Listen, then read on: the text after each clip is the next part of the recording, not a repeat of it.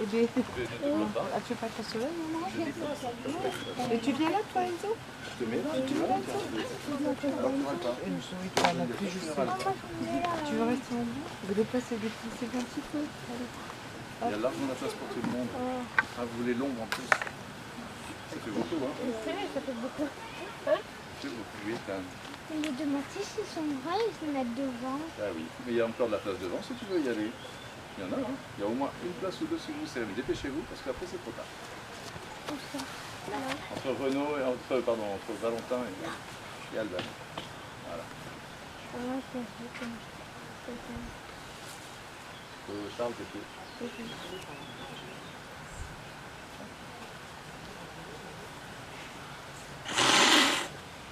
Pourquoi se moquer quand elle me fait de terre? Cette terre est vraiment très belle. Je comprends pourquoi les fleurs poussent si bien ici. Oh oui, cette terre n'a pas été utilisée depuis des dizaines d'années. Au moins depuis que Madame Salva a cessé de venir planter ses légumes ici vers 1990.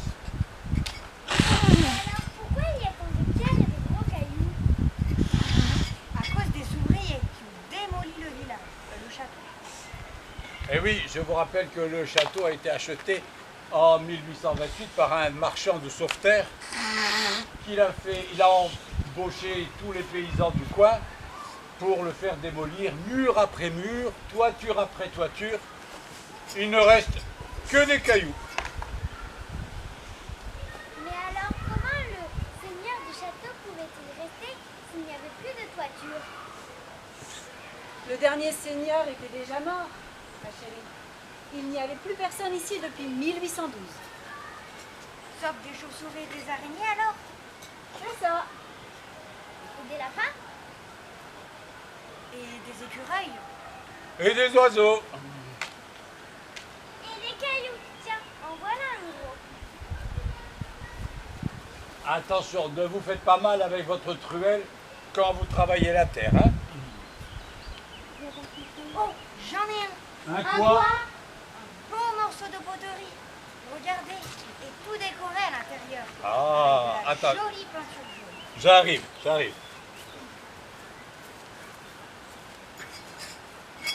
Ah oui, il est très intéressant. Ça pourrait provenir d'une grésaille du XVIIIe siècle. Et moi aussi, j'ai trouvé un morceau, mais le mien a une oreille. Oui, probablement une écuelle à oreille des années 1700. Attends, je prends des notes. Hein. C'est quoi une grésalle? Une sorte de saladier pour préparer de la crème ou pour laver des légumes. Et c'est quoi une écuelle? Une espèce d'assiette creuse pour manger ou pour boire de la soupe. Et il y avait 2 oreilles sur les bords pour bien la tenir sans se brûler les doigts quand la soupe était chaude. Et le trésor, on le trouvera quand? Oh, il n'y a sûrement pas de trésor à trouver. Le château a été pillé pendant la Révolution. Ensuite, le dernier seigneur est mort. Et je suppose que sa famille a emporté tous les meubles avant de vendre le château. Il s'appelait comment les derniers seigneurs? Pierre-Jean Bonnet.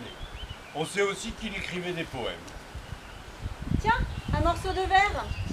Le fond d'une vieille bouteille de vin. Attention à tes doigts. Le verre, ça coupe, même si le morceau est très ancien. Et dis-moi, Christophe, Oui. c'est quoi? Ces trucs s'appellent des artefacts. Chaque objet que l'on trouve dans le sol d'un chantier de fouilles s'appelle un artefact. Et le plus important, c'est l'endroit où il a été trouvé et à quelle profondeur. Ce qui est vraiment intéressant, ce n'est pas l'objet lui-même, c'est la couche de terre ou de cailloux dans laquelle on a trouvé l'objet. C'est ce qui permet aux archéologues d'essayer de comprendre ce qui s'est passé ici, comment les gens vivaient, comment ils travaillaient. Et que veut dire archéologue? Logos. veut dire la science, la connaissance. C'est de la langue grecque ancienne.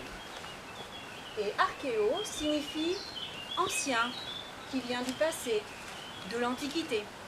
L'archéologie est donc la connaissance du passé, par l'étude des vieux objets, des vieux bâtiments, des anciennes villes. Des vieux châteaux. Oui, Des vieux villages. aussi. Et le village de Jalinque, il est tout détruit. C'est le marchand aussi qui l'a démoli? Ah non, le marchand ne s'est occupé que du château. Le village, lui, a peu à peu été abandonné par ses habitants. Ils sont partis l'un après l'autre pour aller vivre ailleurs. Peut-être qu'ils sont morts. Oui, s'ils étaient trop vieux. Et qui est resté en dernier? Une femme. Elle s'appelait Marie-Rosalie Carbas. Elle est restée ici jusqu'en 1938 ou 1939. Elle a laissé sa porte ouverte en partant? Ah, ça je n'en sais rien. Et alors, qui a détruit les maisons du village? Ah, ce sont les gens du pays. Quand ils avaient besoin de pierres pour bâtir ailleurs une maison, ou une grange, ou un mur quelconque. Ils venaient en camion? Oh non, le chemin est trop petit, trop étroit. Ils venaient avec une charrette et des vaches. Ou avec un tracteur. Mais c'est triste d'avoir démoli le village. Oh, c'est la vie. C'est comme ça. La vie change. La vie se déplace. Quand c'est fini ici, ça commence ailleurs. On quitte, on abandonne les vallées pour aller vivre là-haut, dans des maisons plus grandes, plus confortables, trouver plus facilement de l'argent et de quoi vivre.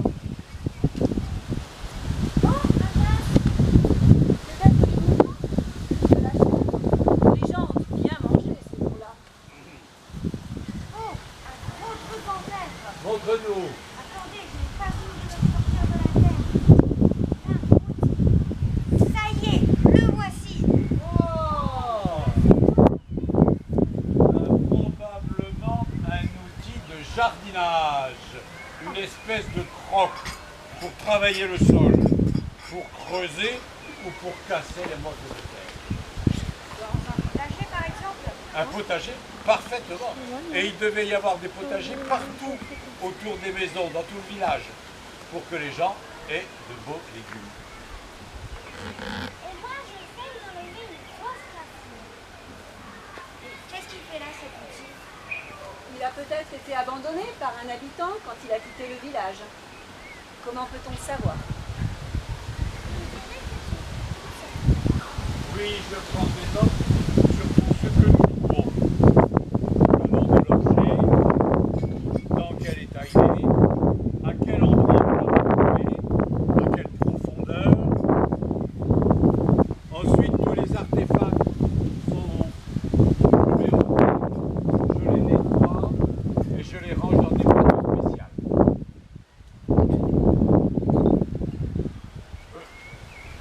Vous êtes un peu comme des élèves, comme des stagiaires.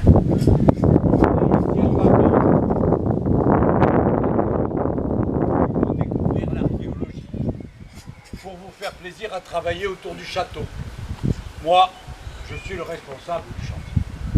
C'est un peu mon métier. Alors, je fais de mon mieux. Elle est vraiment longue cette racine. Il y a tout creusé pour l'enlever. Tu vas peut-être découvrir des trésors.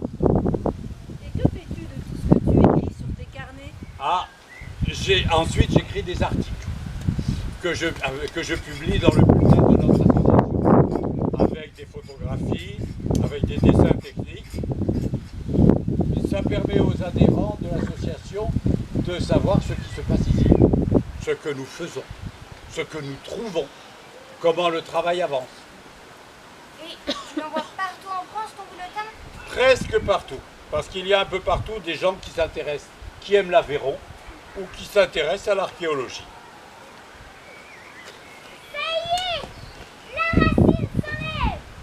Elle est très longue, mais il y a quelque chose qui est accroché tout au bout. Venez m'aider! Oui, oui, oui.